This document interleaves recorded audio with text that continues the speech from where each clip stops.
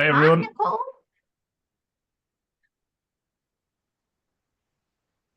There we go. How you doing, Nicole?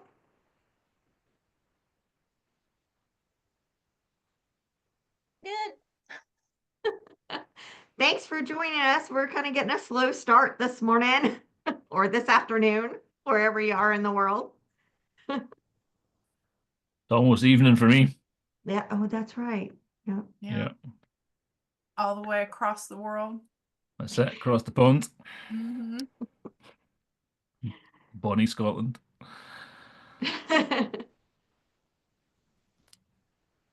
Definitely somewhere I want to go one of these days. Ireland, Scotland. Yeah. Yeah, no, they're good. Definitely good places to go. It's May May to August, your best times. Okay. Not too hot, not too cold. It's never too hot. It's never too hot. Oh. So what is your hottest temperature there? Um, Low 20s is probably what it would generally get up to. You might get a heat wave. Like, we could take it into high 20s but that would be, or 30, but that'd be exceptional. Um, like at the moment, it doesn't get terribly cold. It's only, minus, it won't go down below -10 very often either. So it's not like it goes in the cities, that is. Obviously, the mountaintops and things like that are completely different, but in places where people live, it's not too bad. But Is I that work with. Celsius? So, oh, sorry, yeah, I operate in That's Celsius, not Celsius Fahrenheit. for the rest of the world except America. Yeah, Yeah. Yeah, I we're the oddball out, you know. Got to do be not different. understand the Fahrenheit system at all, I'm afraid.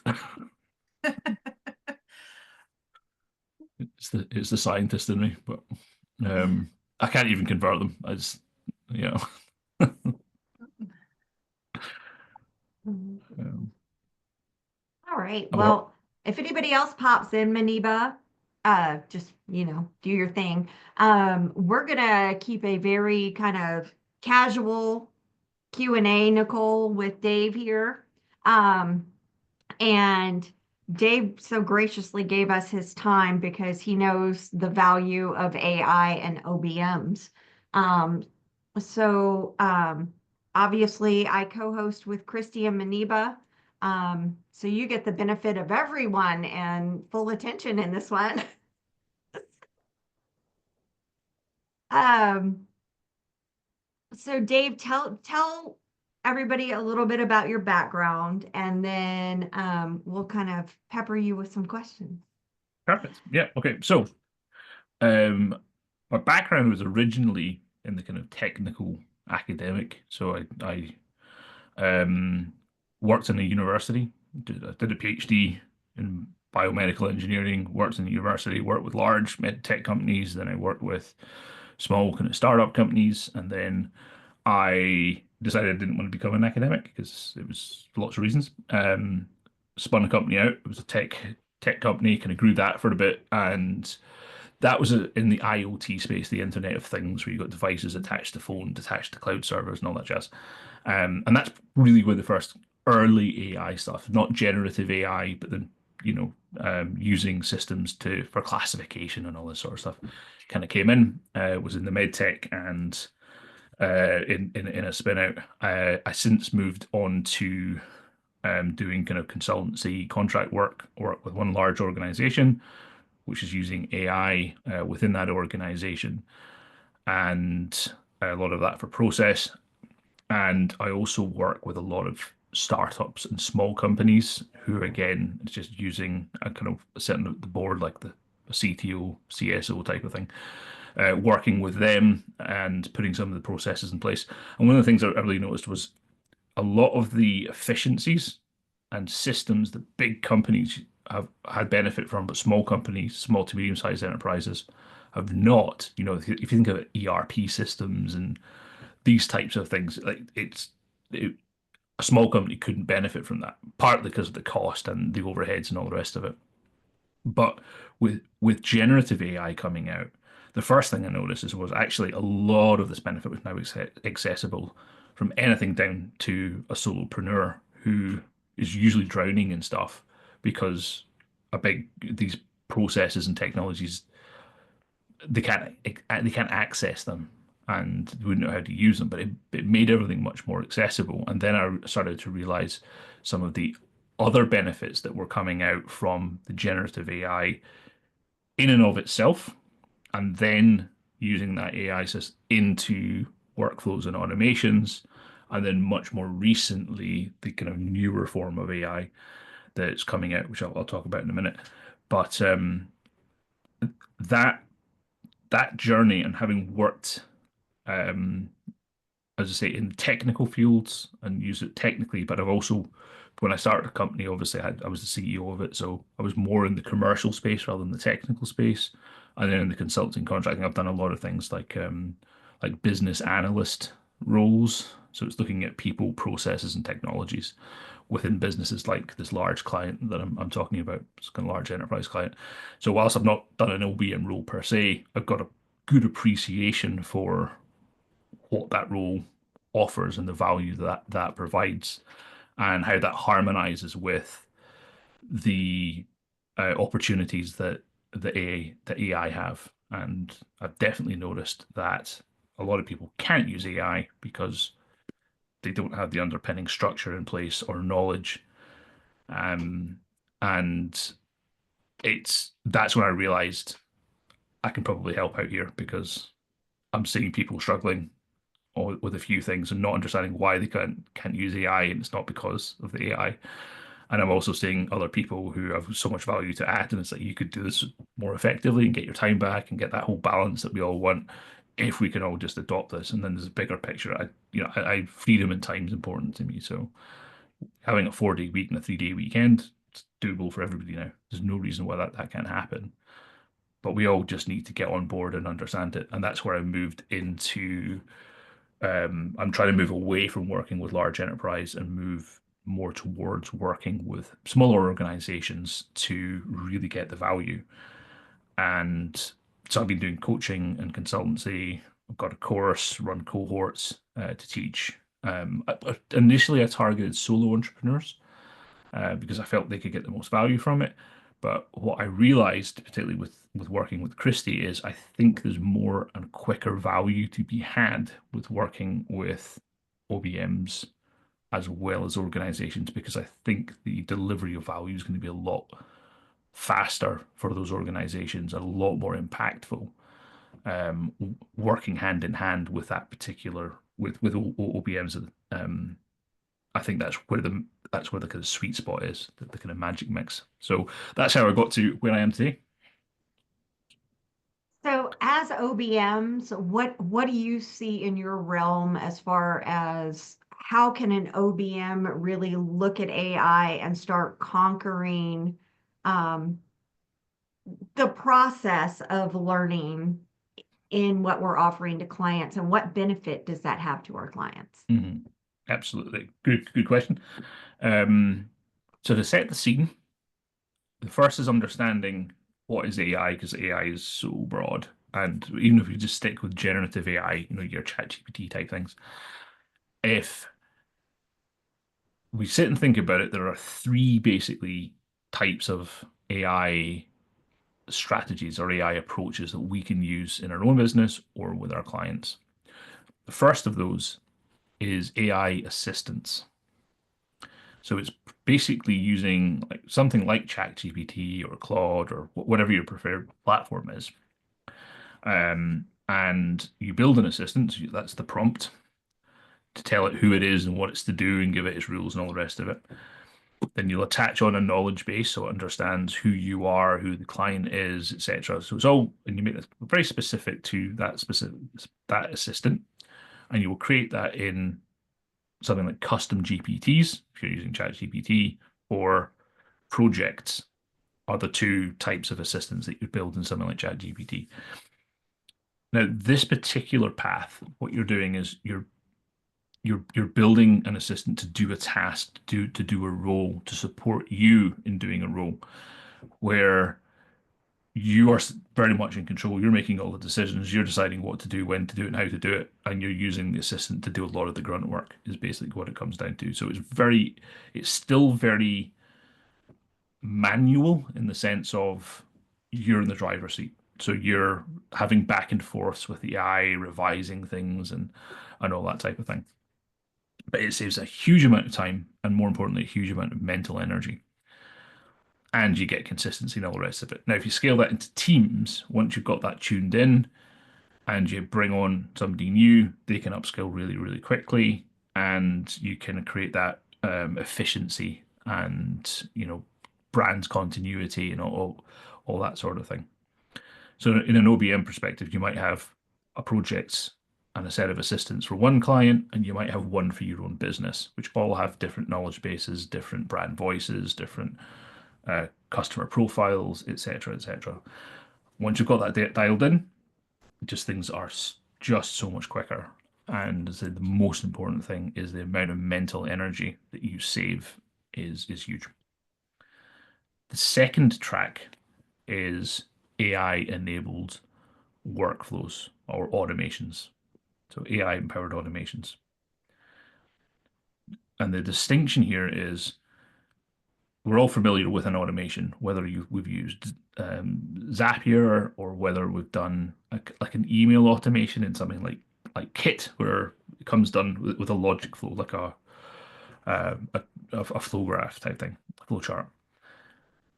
And what we do is we plug in AI into parts of that. So it might, for example, an email might come in and then it reads the email and decides whether it does this or it does that based on your rule, and then it processes. Then it refers to like a knowledge base or frequently asked questions, pulls that information back, and then it creates a response to the email with the answer to the question from your FAQs, and it writes a draft, and then it saves it in your draft box. So this is very much just like a Zapier type. I'm going to use Zapier as an example because most people are familiar with it, but I would never recommend using it. Just by caveat, but that process of this happens, this happens, this happens, this happens, and one or two of those events happens to be AI enabled. So a large language model is taking some information and then doing something with it, whether it's replying to an email or taking a blog and then repurposing that blog into tweets or into Instagram posts or into something else. So what's distinctive about this is the steps of it are predefined. It has the system, the workflow has no there's no flexibility on the order that things are done. So you as the human have defined what that is, and you've implemented and constrained AI modules in one or two of those steps. So that's the second type of AI deployment. And the third and final one is agentic AI. So that's using AI agents. And what makes us distinctly different from the first two that we mentioned is that we are allowing the AI to make a decision as to the order of what to do things. So what we're doing is we're giving it a goal and we're giving it a set of tools. And it is allowed to do what it needs to do and use whatever order in order to achieve that goal. You're not being prescriptive about it. So this could be an example of like well-designed, not the old technology chatbots, but like new ones or voice-enabled chatbots, basically, where somebody might phone up the company and want to book an appointment, and there's a back and forth of what service they're looking for, what's their availability. They check the availability calendar, and then eventually book that individual in and send an email to them. So in that system, the agent, which is basically a tool, has access to a large language model like a chat GPT type thing. has access to like a Google Calendar, it has access to maybe the frequently asked questions or some templates. It has access to some guides and services. It may have access to previous, you know, to a CRM system or something like that. And it can decide, right, what I need to do is book a calendar or verify that we're still doing that, book a calendar appointment for them and send them an email and then send them email reminders or something like that. So you're not telling it how to do that. You're just giving it the tools and giving it the objective. So that's the third type. And it's the mistake is people think that the third one is better than the second one is better than the first one, which is not the case. They have very different use cases. I'd actually argue that the AI assistance at step one, the first track we talked about, is more effective than the other two because they help you as the individual and they save you much more time and create consistency across your brand and all the rest of it. The second track is really effective when you want a prescribed process. And if it does go off and if it doesn't follow that process, you want it to error and say to you, this hasn't worked for some reason or another. Whereas if you use track three, it won't necessarily, it'll find a way to do it, but it might not be that you want it done. And that's quite that's something you basically want to avoid. So when it comes to adopting it, it comes down to from an OBM perspective, what are you doing? Where are you with it? If you've not really used AI much before, my advice would be start with building those assistants and build them in for your own company and you have them pointing inwards at you. So what are the tasks that you are doing? Like OBM yourself, like what are you doing that you could help have an AI assistant working with you and you can work with them to get those jobs done. And then what work do you do for your clients or does your team do for your clients that you can again bring these AI assistants into your personal workflow and start to use them.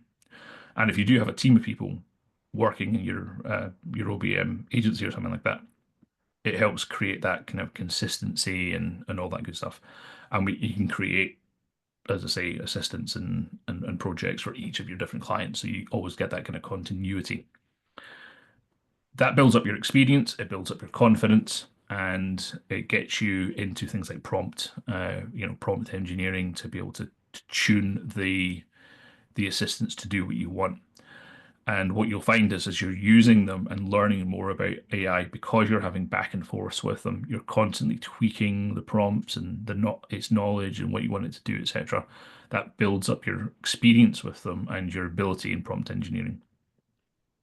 And because you're having back and forths, you're using what's termed as like multi-step is basically or multi-shot prompting, where you tell it something, it comes back, then you tell it something else. If you try to jump straight to number two, where you've got the prompts in that workflow, that's more hands-off. And what you need to do there is what's called single shot prompting. So something comes in, it does it, and in one shot, it needs to get the answer out again. So how you prompt for that second situation is slightly different to how you would prompt for the first. So the techniques you would use are not necessarily the same in both cases. And then the third one is the agentic, where you're basically taking your hands off the wheel and letting it work. So you've got to be quite confident in it if you're going down that particular line. So first start with yourself, and then once you're confident with it and you've got a couple of use cases in your own business that are relevant to your clients, then start to perhaps introduce it to your clients. So if an OBM wanted to integrate or wanted to consider integrating AI into their business process, what would you recommend their initial steps be? Yeah. So the first thing I would recommend is if you've literally never done anything, I would start with just using something like ChatGPT, and I would use the kind of pro plans that you can create your assistants and all the rest of it. Claude is the other one that I do recommend. It does write nicer and it's really, really good. The only thing that's missing from Claude is the ability to search the internet. And that is the only reason really that I recommend ChatGPT. It's ChatGPT is very powerful, it's really good, and if you can control how it you control its voice and tone and how it operates, then you can make it not sound like ChatGPT and you can make it sound correct. But as you're probably aware, all of these models have huge knowledge base, so they can pull the wrong things or they can hallucinate and things like that. Whereas your ability to search the web helps with the validation process and make sure that you can cite the accuracy and get references. You know, if you want to do a workflow where, for example, a client, let's just say it's for your own business, a prospect fills in your form on your website and hits return, you could have a flow that then goes and does some background research them. So it basically crawls like LinkedIn and Google and things like that, gets a profile of them and their business against what you offer, scores them, gives them, where you think you can help them, so that when you jump on a discovery call, you're already well versed. You need to search the internet to do that. That's not in its current, knowledge base. So that's the main reason I would say start with something like ChatGPT. Um, if you start just chatting with it, like something comes into your mind, test it out on that instead of Google. Start to get familiar with doing it, even if it's just personal stuff. Like, I don't know, you need to buy a new washing machine or something like that. Just ask it questions. What does this mean? What, just get comfortable with it. Then, the next thing is prompts. It's just getting some basic prompting. I'll give you a very quick prompt framework to work from. So there's four main steps to a good prompt that you should include. The first is its role. So you tell it who it is. So for example, if you are creating something like web copy, you can tell it that it's an expert in writing web copy, and give it a much more elaborate description as to who it is. If you like particular styles, for example, something like the story brand framework, for example, you can tell it that it's an expert story brand consultant and whatever skill sets it needs. It's a bit like if you're hiring for the role, who would you ideally hire in to do this job for you? If you could pick anybody you wanted and just pull them into your business and sit them down and tell them to do it, who would be the ideal person? And you can name them by name if you want. So if you're looking at investments or something like that, you want Warren Buffett, well, just name them. You know what I mean? So that's the first thing, because I'm not going to explain why, but that's the first one. So there's the role. The next is the context. You have to give it context because it has so much knowledge. There's a lot of things it doesn't know.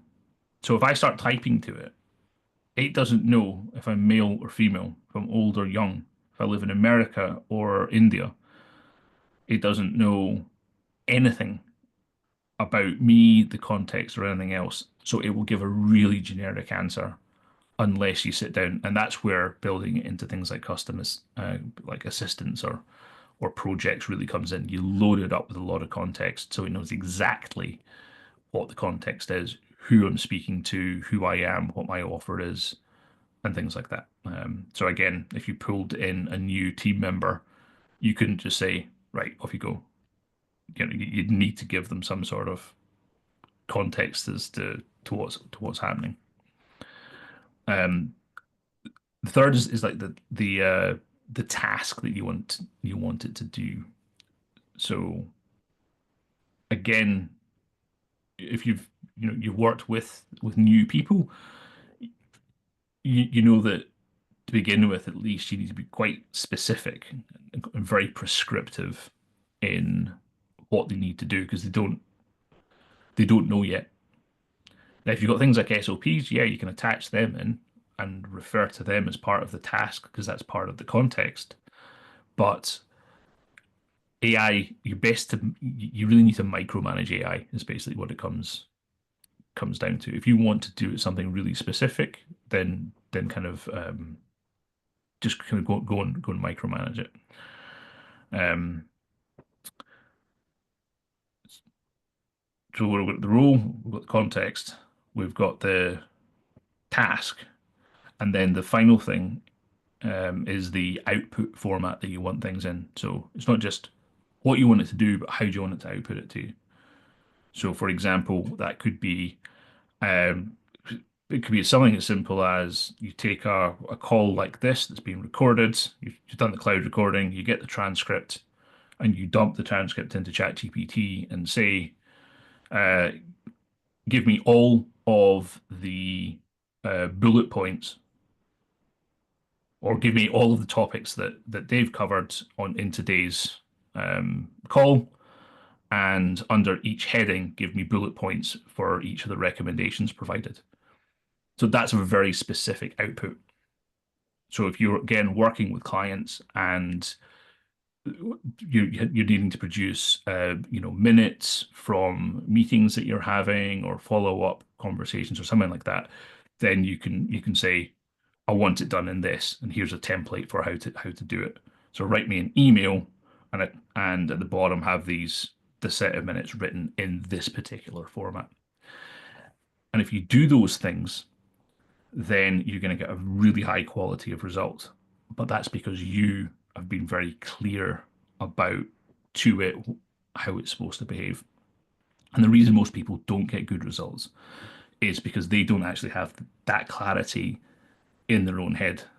They assume so much, and that's what we need to switch out. And actually, again, this is why I think OBMs can make a huge impact both to their own businesses and their impact in other people's businesses because of that clarity of process that's just in your nature and it's in your training on how to do it.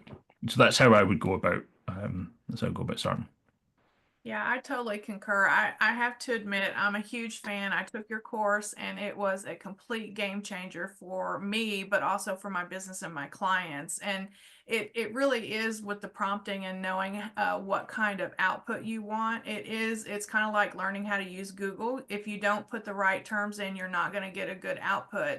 And the prompts learning how to do the prompts has made a huge difference with just saving time in general for me. So I can go in and I can plug in things like you were talking about the transcript. When I have a client call, I record those and then I'll put it in ChatGPT. I call him Jarvis, but I'll put it in Jarvis and I'll say, give me the bullet points and the main things that the client wanted me to address for them. And it just spits it out and it saves me so much time. I don't have to go back over the whole recording and I don't have to read through the transcripts, and it's really been nice. So that's just one of the small things that I would say that I totally agree with implementing as an OBM for sure. That's a really good example, Chrissy. And again, from just getting started and getting used to it, if you do exactly what Chrissy just said, you put it in, and you ask for the bullet points and actions or the main things that the client's looking for. Again, if you're using ChatGPT and you've got access to the web, you could then have a follow-up conversation with that. Like, I need to write a proposal uh, together on this, but I'm not really familiar with this industry. What are the current trends in this particular industry? Who are the big players in this particular industry? For this type of industry, what kind of competitors are out there? And include the references, and it'll include the links. You can click the links and go and check it yourself. So having those follow-up conversations just off the bat, rather than having to think about them yourself and get some notes and open up tabs and things like that, you can just get the ball rolling is definitely the way to go, and it will just become second. I use it all the time now. In fact, I think Christy and I were talking about it. It went down for a couple of hours once, and we're like, what? Yes. But yeah, but How anyway, do that you was feel that's a really good example Chris you provided there. Yeah. Yeah. Yeah. Even with you were talking about the internet access, I've used it to do competitor analysis for my clients to help them with their marketing and see where they align with their competitors. And it saved countless hours of me doing the research on the internet, trying to find complementary competitors, first of all, and then going through their websites and figuring out what they do, what their offer is, who their target is. And I can do all of that with Jarvis, my chat GPT, and it saves so much time. There's no going back for me. So So, Dave, you had mentioned two terms, and I was wondering if you could clarify those terms for me. You had said someone who's AI literate and someone who is AI technical. Can you Hmm. explain the difference between those two? Yeah, it's yeah, very observant.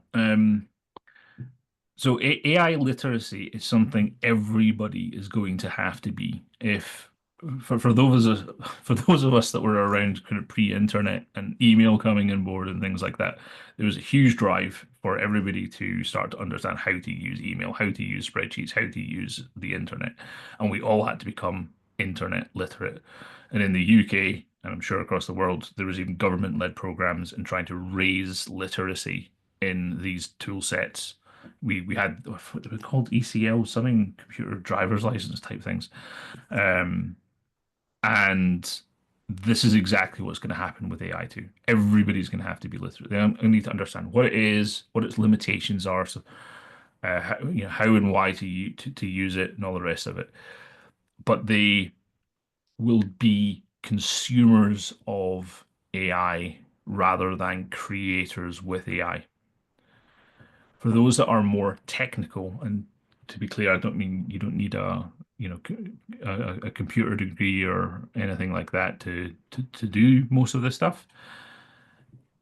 It's understanding how it works and why it works and how we can bolt it together to create an end-to-end process. So how we can pull the different parts of the AI in, bring it together to serve a purpose. And again, I think this is where OBMs really come in because they have a broad picture of the interdependencies between different elements within businesses. And the only technical part is understanding how we build that and then connect those up. And that's where the technical part of AI comes in. For example, in when we talked about having workflows and embedding AI like Gen AI into that, or embedding knowledge bases or databases or CRMs into that process, or if we go to the agentic AI, having those tool sets and knowing what tool sets to provide it to and what instructions to give it in order to achieve its outcome. Being able to build that, which is not that much more complicated than putting together a Zapier flow or a ConvertKit flow or something like that. That's the more technical side of building a AI. You can take it obviously another stage technical where some coding comes in and things like that. But for 90% of tasks, that's not necessary. And that's only going to get easier as we go forward. Like stuff I had to write like 18 months ago, I had to write like wrapper APIs in Python to get two things to connect together.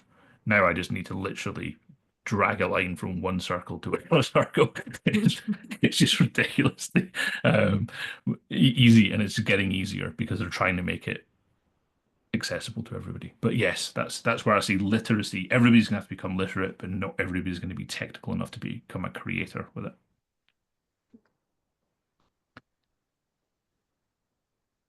So, how do you see AI evolving for roles like OBMs? Is it going to be something where it will help us run our businesses as well as everybody else's, or is it going to take a different direction entirely? It's going to help everybody run. run their businesses. It's going to need people to manage it. It's not just managing it from a technical perspective, but it's managing it from an operational perspective. Um, as people get more familiar with AI and it starts to do something well, they'll start to think, okay, right, this is working really well. I'm now waking up to the fact that this can do a lot more than I thought it could. How do I do this? What do I need to do? And they don't have the time or the energy to go through that because it's not just an AI skill, it's an operational skill, it's a business management skill. And not everybody has all of those under one package. And I think that is where OBMs are going to shine going forward. To raise a slightly controversial topic, there there will be roles that would have normally been filled by humans in 5 years' time that will no longer be filled by humans because AI will be doing a lot of those manual repetitive roles, particularly in Western countries. Um,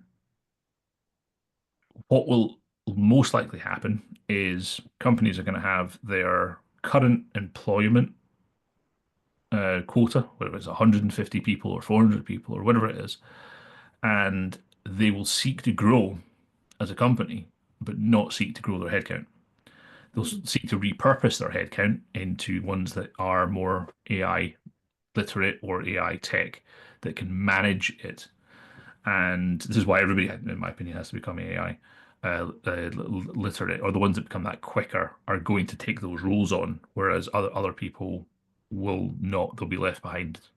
So whilst these people will probably stay in and either get repurposed or retire, the challenges for the ones that would normally fill those roles in the future, those roles aren't going to be available to necessarily to fill in the future. And the same goes for OBMs as well. If people might start to think that they can eliminate the roles with AI. But the whole point is, from an OBM perspective, is it's the underpinning processes that need to be put in place. It's the structure and the tech stack and the making sure the quality of the data is there and the availability for the AI to be able to operate. And for most, that's the real tricky thing. They might think they've got AI waxed and they don't need any help, but that's probably where they're going to need the help. And I think that's where a lot of people who are AI tech savvy, they can do some programming and they're quite happy to knock up, apps and things like that from a coding perspective. They don't understand businesses and business processes. And I think that again, that's where OBMs are going to really, really shine. But that's how I see it going forward, and that's how I see OBMs, the huge opportunity for OBMs as businesses make this transition into, hold on, I want to grow, but I don't necessarily need to grow my headcount. How do they do that? AI is part of the solution, but how you implement the AI in is actually the tricky part. Because clients I've worked with, even small ones, I've gone in because they've asked, oh, well, I want to use this, and then I've looked at their operations are just sporadic, and not joined up, and so you can't build on that foundation. So we need to take a step back, decide what you want to do, put the right tech stack together, as it were. And when I talk about tech stack, I'm talking about using something like Airtable.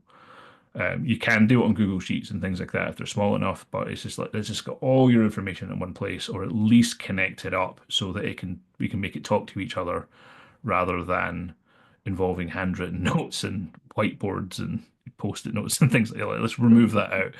Or having things on disparate spreadsheets or cardinal sin, same information duplicated in different areas, but all slightly different and not updating each other. All of that sort of stuff. You need to consolidate that stuff in to really get the full value of any tech implementation, but especially AI.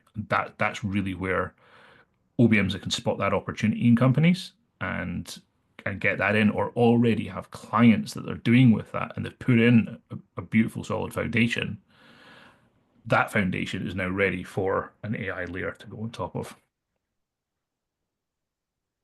So with like project GPTs, if once we've basically taught it to start sounding like us during those projects, how can we integrate those projects into the customer base without saying, oh yeah, AI created this for me?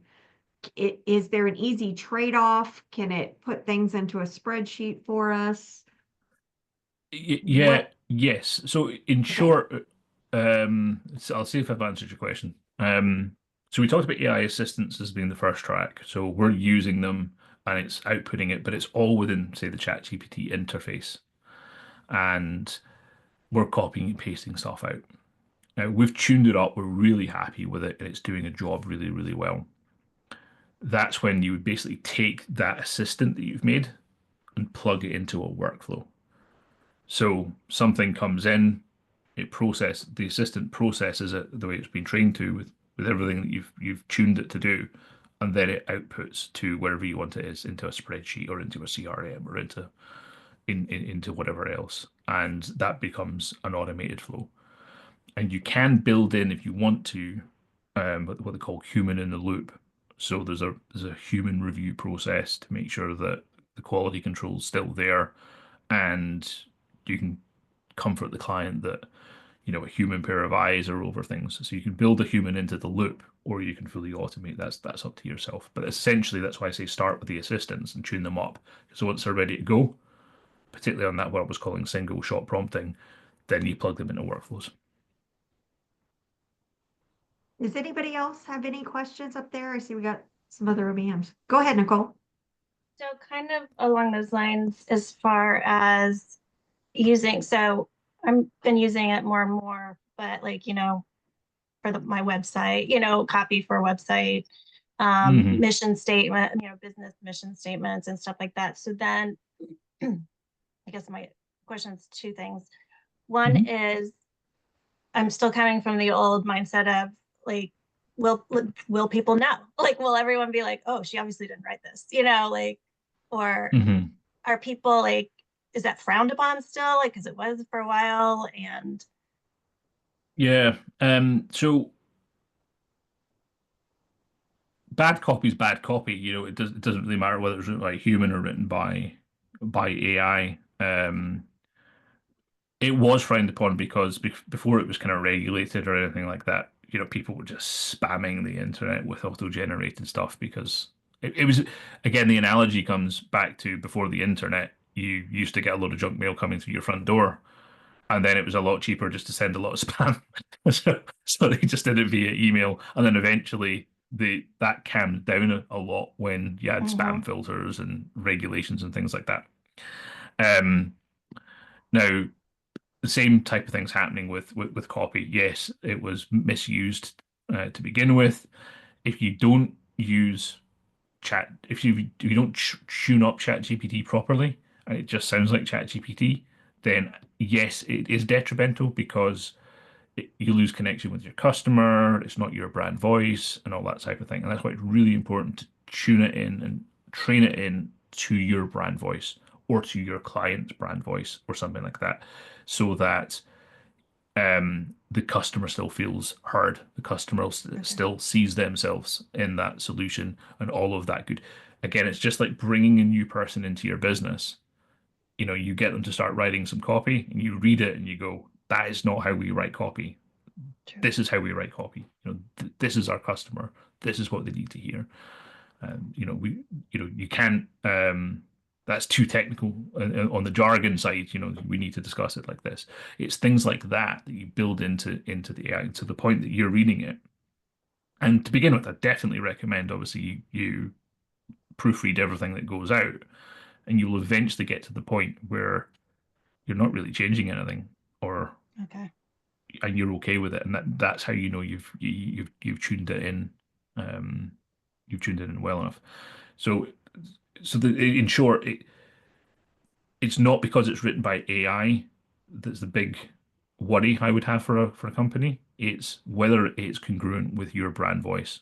Yeah. Whether it your customer still sees themselves, whether you're still connecting with that emotional part of the customer that you connected with in the first place. That's what's important. Okay. One other thing that I've always wondered about, which is from my mom hat instead of my OBM hat, with the kids in school and whatnot. So you know how like in school they'll run everything through, like we went put it through the AI thing and we can tell how much percentage is Mm, AI or whatever, like when the kids write a paper. But I've always wondered, like, well, AI could really say anything. So is that really even accurate? Like, can they no, tell? Okay, that's what I thought, because we've had some no, disagreements about this with school. no. They can't. Right. So, um, okay, here's an easy way. AI filters, uh, basically they measure two things. One is burstiness and one is perplexity, which is just how things work. So burstiness is you, you'll talk about something for a little bit and then not talk about it again. It could be like I'm talking about Scotland for a bit. The word Scotland just doesn't come up for the rest of the conversation. Okay. Um, and perplexity is how likely you're going to say something like, the cat sat on the mat is the Right. most likely thing that people are going to say. If the cat sat on the windowsill, it's a little less likely. The cat sat on the quantum singularity is a very highly unlikely ending to that sentence. So that's a measure of perplexity. That's because mathematically it just works by probability, so it's normally very uniform with AI. So I put it through a filter. This is like 2 years ago, and it scored maybe 70%. And then I basically told rewrite this with a high degree of burstiness and perplexity. And I sent it back through again, and it came at 10%. So I was like, okay. That's what I do. Okay. But at the end of the day, you got a 10-year-old in India Right. speaking Obviously. English versus a 3-year-old in the US versus like Stephen Hawking's or something like that. Is the range of human language. How is a system supposed to say categorically a human didn't write that? Right. But Okay. again, Thank you. yeah. That was my just always Yeah, wondered about that. I've got kids and I use AI with my kids. I encourage them to use AI. I build AI tools and show them how to build AI tools to help them educate themselves better, to basically create their own teachers because educational resources are limited. Mhm. And I want them to have the full advantage going into this new world as anybody else. So I encourage the use of AI with my kids, and as I say, I show them how to build tools, and I build tools for them. But I do it on my account so I can see what they're doing. So they've got full access to the tools, but I've also got oversight of what they're doing Yeah. with it. So it's just keeping the human in the loop again, as it were, No, or the parent in the loop in this case. yeah. Thank you. Does anybody else have any questions, you guys? I was I just can't believe. wondering if you could share a couple of ways that you've used AI outside of your business. I know, for example, I've used it for like recipes. I'll plug in stuff that I have in my pantry and it'll tell me things that I can cook. So have you done Hmm. things like that as well? Yeah, absolutely. So I've used it for things like I use it for like language learning. I use it for travel. I use it for planning activities and routes when I'm going places. I use it for education, personal educational purposes. I use it for like educating my kids. I could just kind of give a couple of examples of. Um, I use it for personal productivity. So if there are things that are written down on paper, for example, I keep everything digital. So I will take a photograph of it and just tell it to extract the text, so I can copy and paste it into my digital notes. I've had things to taking a picture like fault finding, like to use another washing machine example, broke down, took a picture of what it was in order to identify what the repair was and how to do it. So I'm using text, speech, and images. Um, oh, geez, what else do I use it for? I use it instead of a user manual for nearly everything now. Photography is another interest. If you're trying to set up the right shot and you want the right kind of ISOs and F numbers and all that sort of stuff, that type of thing. It it just so much quicker than trying to reference something from somewhere else. Um, and just general research. If I'm researching anything, I will tend to go to it instead of Google, and ask for links and references. But I tend to only go to Google if I'm like booking a train ticket or something where I just need to go to the train line and book a ticket. That's, yeah. I do Yeah, have somebody said one faster than question. Google. I have one quick question. So I have implemented AI with a lot of my clients. And I was having a discussion with one of them today, and she was talking about the solutions that she's implemented in her business to one of her clients. And that client became very, very upset about the environmental impact of AI and what it's doing to the environment. So I wonder if you could just kind of speak about Mhm.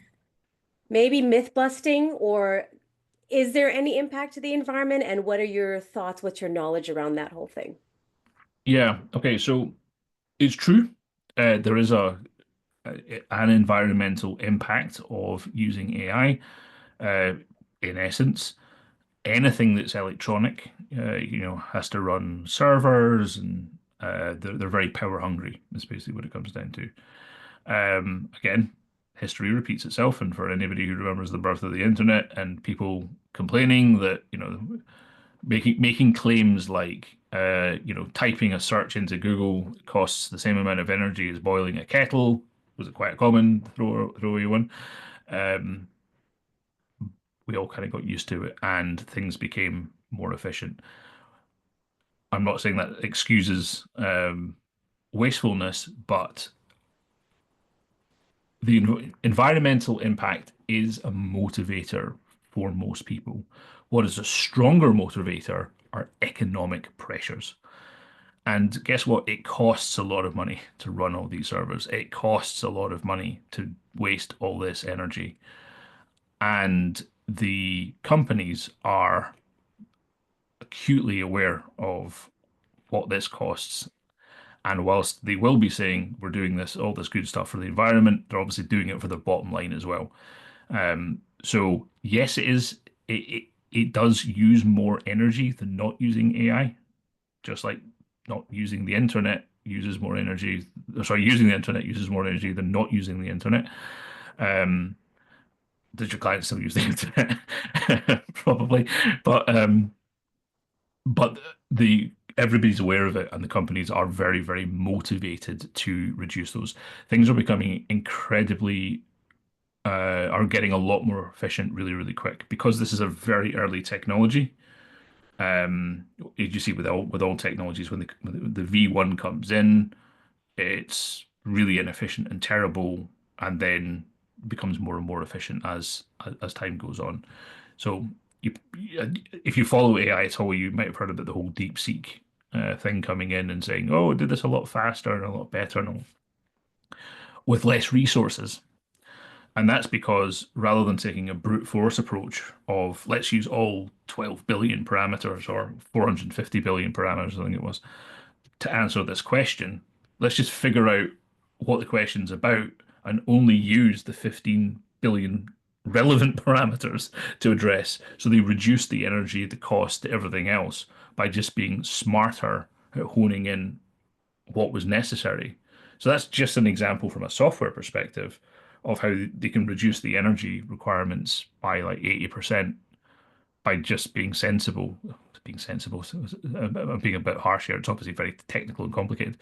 By just refining the efficiencies of the process that they're using, and that we're what 2 years into generative AI.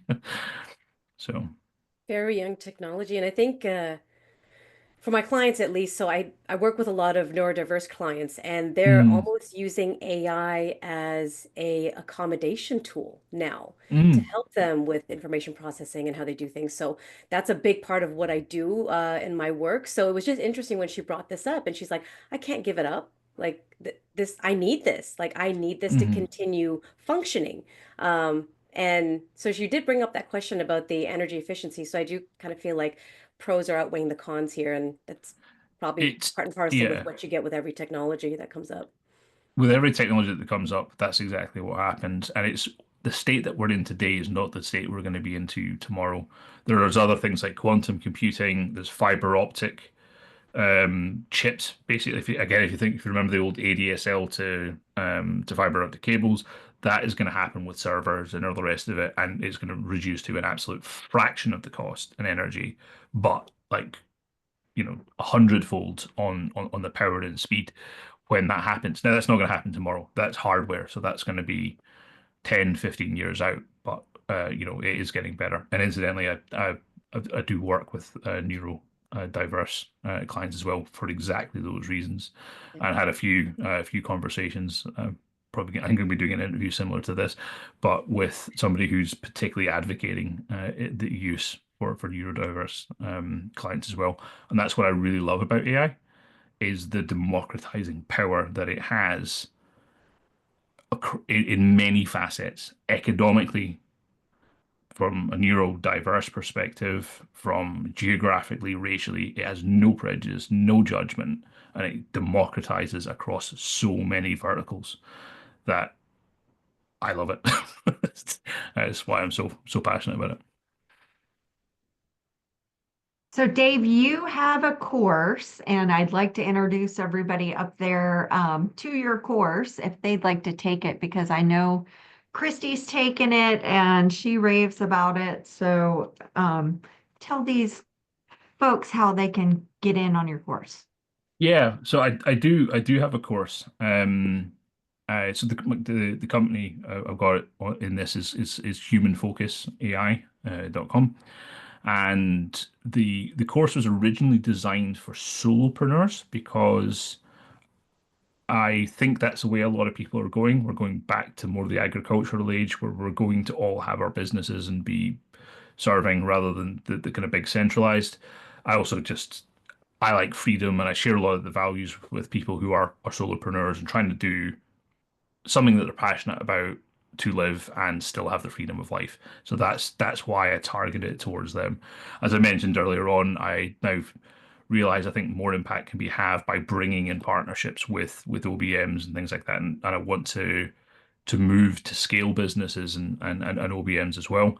But fundamentally, it's all the same thing. So I created this course to give people that overview and an introduction and cover all the key areas like AI ethics to make sure like them and their clients are working well. Things like data use and privacy, just to make sure they're keeping themselves on the right side of everything with them and their clients. Things like prompt engineering, of course, just a few modules on that, and then a lot of the practical applications in getting these systems up and running, principally to first help themselves through things like strategy. AI, as I say, digested all the books and everything else. All of that knowledge is now accessible to you. The problem we have as humans is, whilst a lot of that is accessible on the internet, the ability to access and process that knowledge isn't feasible for us. But we can use AI to do that. So it's showing you how to take that knowledge and process it and distill it into something that's targeted for you, your own strategies, your own purposes, and just save yourself a lot of that mental energy as well as time. So that's why I've put the course together, and I would say, but the website will be changing fairly soon. So, but that doesn't the core content of what I'm putting there isn't going to change. So, I'd welcome anybody who wants to chat about it or anybody who wants to take it. Then I'd recommend, whether it's my course or somebody else, please do raise your AI literacy. It, it's a huge opportunity for you now to get a first forward, and you'll just not look back. Is basically what it comes down to. I do have a promo code as well for anyone here which I will need to find because We put it in the chat. Oh, have you? Wonderful. You're so David organized. put it in there. Also, that Brilliant. code, I believe, is only good through Friday. So if you are Yeah. listening to the replay, you better snap it up. Yep. And then Dave, you have a YouTube channel as well. Tell us a little bit about that before we let you go. I do. Yeah, I've got a YouTube channel. So it's again it's on the human focus AI element. The first few videos I've put up are some of the basics. A lot of the stuff around they like to stay on things that are really current and aren't necessarily they're trendy but not applicable. I'm trying to do applicable, which is not necessarily good for YouTube, but I'm looking to serve a particular set of clients, and that's what I'm doing. So if you go on there, things like the prompt framework that I laid out, you'll see some information on that.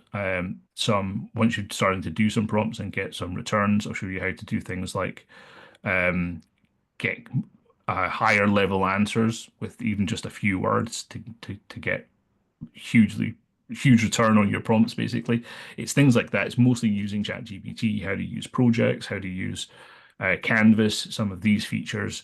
That's what I've started off beginning because they're the basics. And I want you to get those basics in. What I'm moving on to next is some of that track two I was talking about, which is the AI automations and how we integrate that into automations.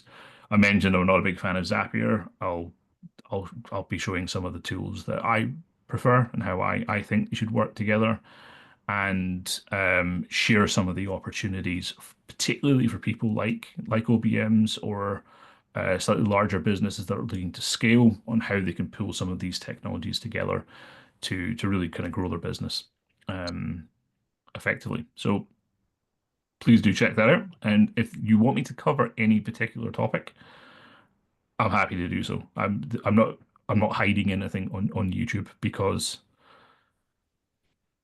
there's there's so many there's so much out there and so many people wanting to do things. There's no value in hiding anything. So I will be giving like full disclosure on how I build stuff and all the rest of it, not keeping the secret sauce, as it were. That's awesome. Dave, thank you so much for joining us today. I got a lot out of it. I'm sure Good. everybody else did too. Thank you. And if anybody has Yeah. any follow-up questions or just drop me an email as well. I'll be happy to chat with you. Okay, awesome. Thank All you right, so OBMs, much, thank you Norman. for joining us. Thanks, everyone. Take care. Bye. Have a good night.